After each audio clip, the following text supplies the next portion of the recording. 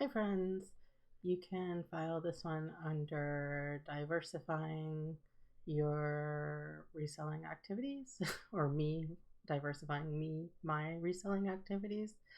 So I just wanted to tell you what I've been up to for the sake of perhaps voyeuristic interest. And I do apologize because the orange kitty is going kind of crazy right now. So if he makes any appearances, I apologize in advance for his antics. Oh, there he is. Anyway, so something I've been working on lately is opening a Shopify store. I actually technically opened it several months ago, but I recently spent some time talking to a business coach and figuring out how to hone it a bit. And I relaunched just a couple days ago, and it's not perfect yet, which drives me nuts. Like, as someone trained in graphic design, it's so hard to just like let things go out into the world when they're not perfect. But I think it's important to learn how to do that. It's like, 80%, 20% thing, or the done is the enemy of perfect is the enemy of done. There's the dog. Hey, Sophia. Sophia says hi. So anyway, I was just gonna talk about why I started my Shopify store and just show it to you, even though I don't know if that's even remotely interesting. So yeah, I mean, the reasons are kind of obvious, the big macro reasons, which are that it's kind of scary to depend solely on a big tech company like eBay for a chunk of your income.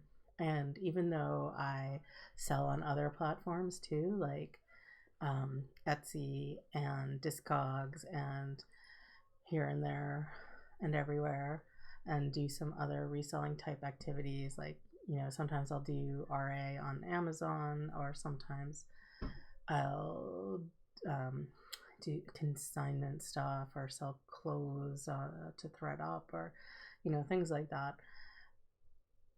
These are all platforms run by other people, whereas Shopify, yes, is a platform run by a company, but it enables you to create your own store, which you have your own control over, and you own your IP, and you're not beholden to them in any way except to run the back end. And for that privilege, you pay $30 a month or whatever plan you have.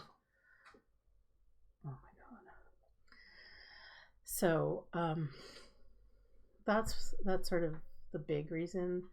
Then the other reasons are that I really like making things, and I really like things other people have made, and I want a platform to sell them, and I want a platform to sell other stuff I believe in that isn't what I sell on my eBay store or my Etsy store, which both are specific, sort of audiences I target to, I'll say. And so I wanted something that was more, me, if I can say that. That was like the things I like in particular, not just, ephemera I like, or ephemera I like plus ephemera I don't like, or whatever I sell in my eBay store, we'll say. So that's sort of reason number two. We'll call that creative freedom or creative expression or something like that. And reason three is that I moved to Salem about a year ago, Massachusetts, that is. And there's a fantastic creative community here. And not just creative, but there's people doing cool stuff and really kind of trying to push the envelope of, I don't know how to say it, like, doing things with capitalism you can't really do everywhere, because there is this crazy tourist economy here, and because there's this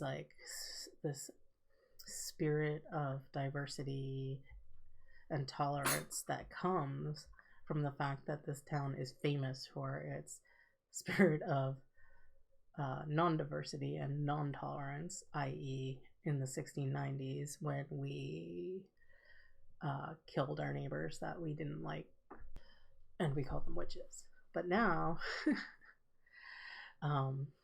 this town celebrates tolerance. I mean, it's not perfect. It's not utopia or anything. It's, there are issues like everywhere, but I like the idealism that flourishes here, even if it's not completely fulfilled.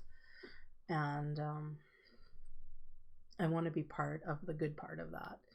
And so to me, that means celebrating Salem's uniqueness and its like the real magic that's here, not just like the hocus pocus magic that's imaginary. Though that also brings a lot of tourists here, so we can't exactly complain. But so my store kind of capitalizes on that, but not in, I hope, an evil way. And I also hope to do a lot of in-person selling in Salem at the various like arts fairs and vendor fairs, and we have this big thing called Haunted Happenings in the fall, where there's just tons of celebrations for all the tourists that come for Halloween. Like I forget the statistics, but there's some like ridiculous influx of people into town in October. It's kind of a unique opportunity, and I don't mean that in like a money grubbing way. I mean that in a celebratory way. But I also, of course, living in this society, do need to make money. So, there's that. I think those are kind of what inspired the shop. And I guess I also hope that it helps me to meet more people in my new town and to become more part of the community and the creative community. And I feel like that's already happening. So that's very cool. I've met some really amazing people so far. And my Shopify store is going to be mostly totally separate from eBay and Etsy and whatever else. And I know, people want to use Shopify because it can pull that stuff in and integrate, and that's cool. And I may use that to some degree at some point, but I haven't done it yet. I mean, I've experimented with the technology, but I don't have it set up right now. And the reason is that I consider my eBay store to be kind of an everything store of the genre which is, antiques, ephemera, paper, 78 records, random old stuff, things. And I curate it, sure, but I curate it for what I think people want to buy on eBay, what I think is interesting, what I think will sell, and is in that genre. On Etsy, I specialize in paper crafting and junk journal stuff. And so, again, it's an everything store of that. Like, I'll sell actual, real life vintage ephemera for crafters, but I'll also do digital downloads, and I'll do things that I've bought wholesale to sell that I think are cool. It's an everything store of its genre. And my Shopify store is much more closely curated, has a lot of my design and eventually art in it. I haven't really added the art yet because I hate taking photographs of it, but I'm working on that. And it's really targeted, and it's not where I buy a bulk lot of stuff and put it in there. That goes in Etsy and eBay. So yeah, that's kind of my strategy for my Shopify store.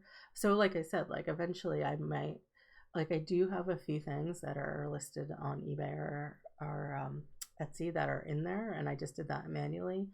And eventually I probably will use some of the software that helps you shuttle between them to actually sync that and to choose, 10 items from my Etsy store and 30 from my eBay store that are going to go in Shopify. Maybe not even that. I don't know. It depends how the market works, like what people want. And I'll also find out more about that as I do in-person events. I'm going to try selling some ephemera and some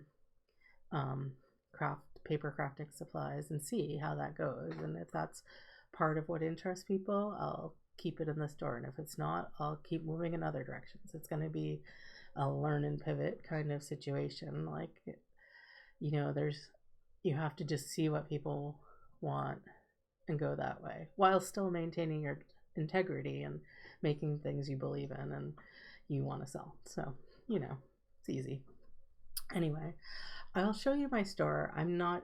I just don't want to be secretive. There's no real reason, you don't have to buy something or care necessarily, but I just want to show you for a visual representation of what I'm talking about. So this is my store. It's called Keep Salem Odd, and it's kind of a philosophy as well as the store name. I think I kind of described that a little earlier. It was called something else before when I first launched, and through talking to some business mentor coach people, I was convinced that I should have a name that is a little more commercial, and that's where Keep Salem Odd came from. Before it was just a t-shirt, now it's the name of the store. And I do apologize because the cat is eating styrofoam on the ground, and that's so annoying. I'm sure that sound, if you can hear it. The store is still kind of weird in that I have collections of things that are targeted towards different groups, but I also expect there to be overlap. So just if you're curious about this, how I set this up was that there's this main menu that works by type of thing. So, you go under clothes and there's t-shirts, and some, they appeal to all the different demographics, or there's t-shirts and hats and all this stuff. Appeals to different demographics. Or same with jewelry. This is all the jewelry that I have so far. And so on and so forth. But also I have these collections here, and these are kind of the flavors of things in the store. So there's the Salem stuff, and that includes things from those categories I showed you. And then there's the elder goth stuff, which is a very big demographic here, including myself, kind of. And so, that also includes things that were in the clothing category and some other stuff if you go to the next pages. But it's kind of like cross-reference. So you can either be into whatever, or you can be into a certain aesthetic. Good for the Goose is vegan and pet stuff. I don't have a ton of it yet, but working on it. And so that's another possibly a crossover on the Venn diagram. Like, there's lots of vegan goths, there's lots of non-vegan goths, whatever, but also you can just go there directly. And then there's the Tiny Flying Goats is actually the name of my Etsy store, which is in shambles at the moment.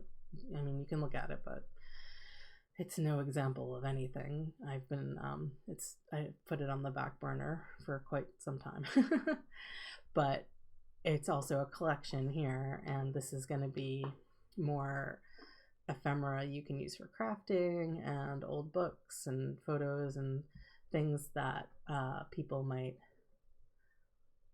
want to collect or use for crafting or whatever. And I feel like this is going to make more sense in person imagine going to a booth and there's t-shirts and Salem stuff, and there's old stuff, maybe some framed postcards, and there's some vegan stuff and some goth stuff. And I think it will be more cohesive in person, although it sounds totally crazy incohesive. It makes sense in my head for what it's worth. And then the Sea Squirrel collection is kind of everything else, and it's also going to be a lot of my art. So like these are my weird squirrel t-shirts that I'm kind of obsessed with. But yeah, I really like making squirrel t-shirts, like my otter t-shirts. Stuff. This is just stuff I do, like sometimes. This is just stuff I do. And I actually have a lot of handmade journals and things that I have not put up here yet, which I hope will make it feel more artsy and will make more sense. I also have some friend stuff. Like I have a friend who does these great reprints of public domain books, but it's a very tightly curated set of what he'll print. And he makes new covers and does these, self-published. They're very cool. And then he writes his own books as well. They're here. So I have a lot of those in the store. I also have this book, which another friend wrote, which is like a humorous memoir of sorts. It's very good. And then all kinds of other things, stickers and this and that and the other. I plan to have a whole series of Antarctica stuff eventually, another interest, ocean liner stuff. I do seem to have a lot of rodents already for whatever reason. These are another artist did these. And I actually bought these wholesale, like a small quantity, but I quite like them. These are some stickers I made of extinct animals. It's this sort of series, and they're all over the place, and I want it to be extremely eclectic, but I also want it to be understandable and cohesive, so it's a fine balance, and I'm still working on it. And I think once all the things that are in my head are in the store, maybe it will make more sense. Maybe it makes sense now, maybe it doesn't have to make sense. I'm not really sure, you tell me. But so yeah, that's my that's my Shopify store, and check it out if you want. You don't have to. I'm not selling you anything right now. I'm just telling you what I'm up to. And let me know if you want more videos on how to work with Shopify. I'm not really an expert, but I can, I built this and it was really easy. I mean, I did a series on how to build stuff in Shopify. I don't think it was very popular, so maybe that's not a thing. But if you have questions, do let me know. I'll see if I can answer them. I hope that me telling you what I'm doing is useful in some way. I'm really not sure if it is or not, but I feel like just being transparent and showing you somebody else's journey in this world of creating your own entrepreneurial life, selling things in some way, might be either interesting or spark ideas. Let me know if you have questions and if you want to know more about this whole project. Thank you and take care.